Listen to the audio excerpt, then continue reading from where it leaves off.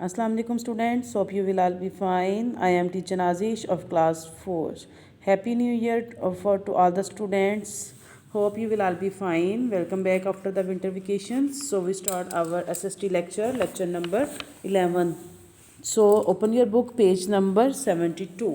Open year book page number 72। आज हम पढ़ेंगे पेज नंबर 72 के ऊपर। आज हमारा जो टॉपिक है वो ये होगा कि सिटीज़न किसको कहते हैं। जैसा कि हमने सबने सुना होगा कि वर्ड सिटीज़न किसको कहते हैं। जब हम एक शहर में एक मुल्क के अंदर रहते हैं तो उसके जब शहरी हैं legally, that's called a citizen of a country. जैसे अगर हम पाकिस्तान में रह रहे हैं by birth, that's called the citizen of Pakistan. जैसे हम पाकिस्तान में हैं, जब हम सिटीज़न होते हैं किसी कंट्री के तो हम उस मुल्क की तमाम जो बेसिक उनकी हैं, जो वो अपने लोगों को जो है वो फैसिलिटीज़ प्रोवाइड करते हैं, उन सबको अवेल कर सकते हैं, उन अपॉर्चुनिटीज़ को अवेल कर सकते हैं बीइंग अ सिटीज़न ऑफ अ पाकिस्तान। तब सिटीज़न होने का मतलब क्या है, क्या मीन है कि वो सिटीज़न की डेफिनेशन क्या होगी।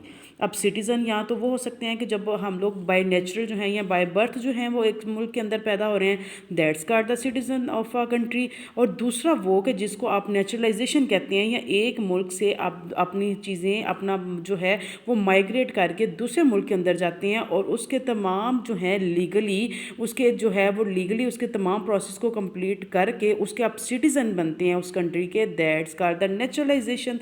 अब हम इसकी डेफिनेशन को करते हैं। A person who is a legal member of a country is the citizen of that country. यानी कि अगर कानूनी तौर पर आप मुल्क के अंदर रहने वाले शहरी हैं, दैट्स कॉल्ड सिटीज़न। अब ये किस तरह से हो सकता है, दो तरह से, एक बाय बर्थ और by naturalisation. I am Asad, I have come to visit Lahore with my sister and mother. I have seen more beautiful places Lahore. My favourite place is the Badshahi mosque. यानी कि ये एक असद है जो कि अपने बारे में बता रहा है। I am not a citizen of Pakistan, लेकिन मैं पाकिस्तान का सिटीज़न नहीं हूँ, शहरी नहीं हूँ। आई एम अमेरिकन सिटीज़न, कि मैं क्या हूँ, अमेरिकन सिटीज़न हूँ, क्योंकि ये अमेरिका में पैदा हुआ था बाय बर्थ। तो क्या हुआ कि ये अमेरिकन सिटीज़न हुआ, ठीक है, ये पाकिस्तान का सिटीज़न नहीं है। अब देखिए ये है आई एम लिंक पाए, ये देखें ये आप पिक्चर भी नज़र आ रही है लिंक पाए की। I have migrated from China to settle here, यानी कि उसने कहाँ से हिजरत की, माइग्रेट किया चाइना से, कहाँ पर सेटल होने के लिए, पाकिस्तान में, with husband. I have followed all the rules to become a naturalised citizen of this country. आप किसी मुल्क के नेचुरलाइजेशन जो सिटीज़न आप उसी वक्त बन सकते हैं जब उसके तमाम रूल्स को आप फॉलो करते हैं। I am now a Pakistani citizen, अब मैं पाकिस्तानी सिटीज़न हूँ। ये देखें I am Tanveer, I was born in Sialkot. I and sisters are proud to be a Pakistani citizen by birth. We all love Pakistan. जैसे कि हम लोग जो जैसे हम हैं या आप हैं जो कि हम लोग बाय बर्थ पाकिस्तान के हैं, कि हम पाकिस्तान में पैदा हुए हैं, तो we are proud to be a Pakistani. Next है being the citizen of a country is a privilege, with this privilege comes responsibilities. अब जब आप एक मुल्क के अंदर रह रहे होते हैं उनके, तो क्या होते हैं कि आप अगर देखते हैं कि आप सिटीज़न ऑफ पाकिस्तान हैं तो आपकी कुछ फिर राइट्स भी बनते हैं और रिस्पॉन्सिबिलिटीज़ भी बनते हैं। अब राइट्स क्या हैं, आपके राइट्स भी होते हैं कि आप अगर मुल्क के अंदर रह रहे हैं, आप उसके सिटीज़न हैं, तो उस मुल्क के जो लोग हैं, जो उस मुल्क के गवर्नमेंट है, वो आपको मुख्तलिफ़ चीज़ें जो है वो प्रोवाइड करने की पाबंद होती है कि आपने उन्होंने आपको मुख्तलिफ़ किस्म की चीज़ें जो हैं वो करनी है, प्रोवाइड करनी है जो है। अब लेकिन उसके बदले में आपकी कुछ रिस्पॉन्सिबिलिटीज़ भी बनती हैं। अगर आपके कुछ राइट्स हैं तो आपकी रिस्पॉन्सिबिलिटीज़ भी होंगी। तो हम जो है इसकी ये पेज नंबर 73 पे इसकी रीडिंग करेंगे कि राइट्स और रिस्पॉन्सिबिलिटीज़ होती क्या हैं। अब राइट्स सबसे पहले क्या होते हैं, all the citizen are given more rights by their country's constitution. हमारा जो आइन है, जो हमारे रूल्स हैं, जिसके मुताबिक हम अपने कंट्री को रन करते हैं, अपने मुल्क को चलाते हैं, कॉन्स्टिट्यूशन में उसमें आपको आपने जो मुल्क के रहने वाले शहरी हैं उनको कुछ हकूक़ दिए गए हैं, उनके बारे में कुछ रूल्स फॉलो किए गए हैं कि अगर आप एक मुल्क के सिटीज़न हैं तो आपको ये चीज़ें जो हैं वो प्रोवाइड करना हुकूमत की जिम्मेदारी है।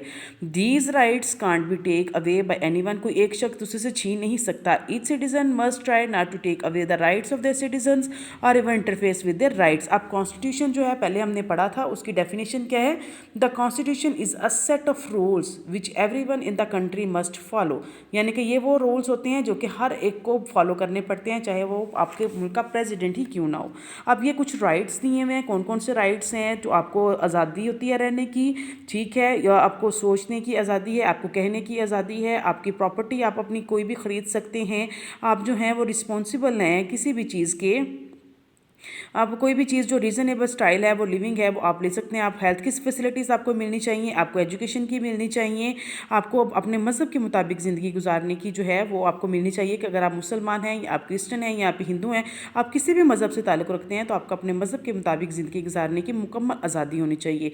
You have right to be safe, आपको मुकम्मल जो है वो महफूज जो है वो लाइफ मिलनी चाहिए, आपको सेफ़ जो है सेफ्टी मिलनी चाहिए। You have right to vote if you are 18 years old and above, अगर आप 18 साल के हैं या इससे बड़े हैं तो आपको वोट भी करने का हक होना चाहिए। You have the right to work and to be paid for it, और आपको काम करने का हक होना चाहिए और उसके बदले में आपको क्या मिलनी चाहिए, पेड, यानी कि आपको वो जो है वो उसकी सैलरी मिलनी चाहिए। The right to practise your religion, the right to own your property, the right to education, यानी कि आपको तालीम की भी सहूलत जो है वो मैसर होनी चाहिए। अब ये तो वो चीज़ें हैं कि जो कि एक हुकूमत ने आपको प्रोवाइड करनी है, कि हुकूमत ने आपको आज़ादी से रहने की, अपनी प्रॉपर्टी लेने की या मज़हब के मुताबिक ज़िंदगी गुजारने की आपको आज़ादी देनी है। अब कुछ आपकी भी रिस्पॉन्सिबिलिटीज़ बनती हैं। अब ये तो नहीं है ना कि अगर सारा काम हुकूमत कर रही है तो आपने कुछ नहीं करना, तो इसके बदले में सिटीजन्स की भी रिस्पॉन्सिबिलिटीज़ होती हैं, कुछ उनकी जिम्मेदारियाँ होती हैं। वो क्या होती हैं? A citizen must follow the rules, यानी कि एक शहरी को वो तमाम रूल्स को फॉलो करना पड़ता है जो कि हुकूमत ने बनाए होते हैं। ठीक है, उसके बाद जो है उनको तमाम जो मैटर्स हैं जो गवर्नमेंट के, स्पेशली आवर प्रोविंशियल गवर्नमेंट, तमाम जो गवर्नमेंट के आपके मामलात हैं उनको भी देखना चाहिए, उनको भी समझना चाहिए। We must try to know everything we can't about all the candidates before voting for some of the, so that we choose the best person. अगर आप वोट कर रहे हैं, अगर आप 18 ईयर्स के हैं या इससे अबव में वोट कर रहे हैं, तो आपको ये भी होना, आप जो है किसी अच्छे कैंडिडेट को वोट करना चाहिए ताकि वो आपके मुल्क के लिए अच्छा साबित हो।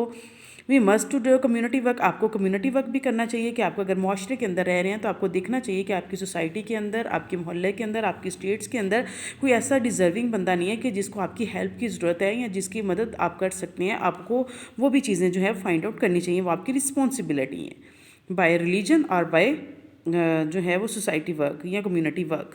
अब ये देखिए उन लोगों की मदद करनी चाहिए जिनको आपकी ज़रूरत है। We can keep our community clean, अपने मुआशरा साफ़ रखना चाहिए। We can visit hospitals, spread the patients if they are lonely, take food for them, अगर वो हमें जो है हॉस्पिटल्स में भी जो अगर कुछ पेशेंट्स हैं जो मरीज़ अकेले हैं उनके लिए खाना वगैरह भी लेके जाना चाहिए। We can help old people in our community, और जो हमारे मुल्क के अंदर जो हैं वो ओल्ड पीपल्स हैं उनकी भी हेल्प करनी चाहिए।